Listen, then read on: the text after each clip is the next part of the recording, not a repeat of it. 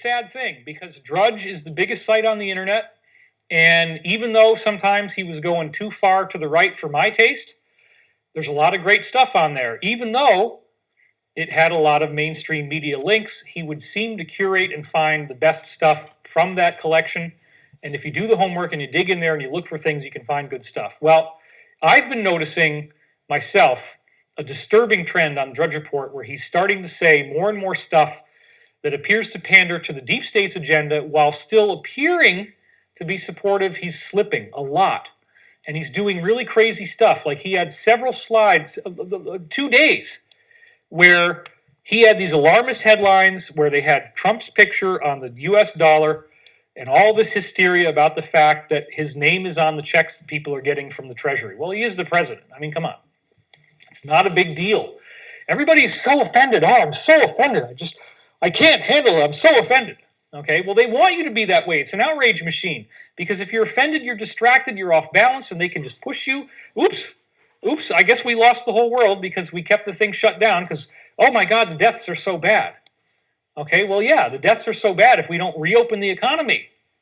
And, you have to do that. You cannot sacrifice a greater number of people to save a smaller number of people. It's simple math. It doesn't work, right? So now you can't trust Drudge Report. That's what they're telling you on cue. Drudge Report has been compromised.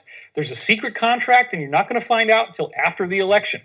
So we now must expect Drudge will betray, and he will actually tell you to vote against the guy that he supposedly was supporting. So, maybe this isn't a big deal to you, and maybe, serves him right. Okay, fine. But you know what? Let's just see the indictments. Let's just find out what does Q want to tell us, and then let's make up our mind. Don't draw conclusions. Figure out what the hell this thing is first before you open your mouth and try to think that you know everything, because I don't know everything. We don't have all the answers. And when this thing comes out, it's going to be amazing. So just hang in there and wait for the goods to happen. Now, here's another one.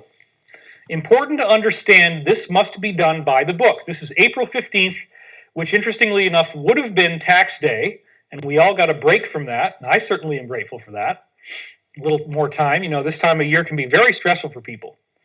So here's an anonymous person. You could say anonymous coward, but again, you're not really a coward, or you're still participating, and I appreciate that. You have to sense the tension building, Q. It's becoming a tinderbox. So this is basically a verbalization of something that has to be a sentiment that is very widespread amongst even the most woke audience that follows Q. The idea that, hey, guys, this is getting pretty effed up. And, are you sure that you're not, just screwing up really badly and you're not telling us, and the plan is not to be trusted? And maybe where we go one, we're not going all? Maybe one is going over here and all is going somewhere else? No. Where we go one, we go all. Trust the plan. They saw the future with Looking Glass. They've told you the events that are coming will shock the world, that there's going to be a global televised sit-down.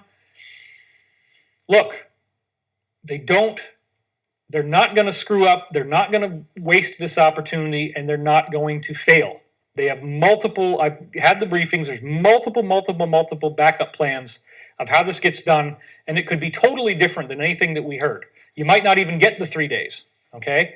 And they might be able to take advantage of unexpected plot twists and geopolitical developments that could be used to their benefit, right?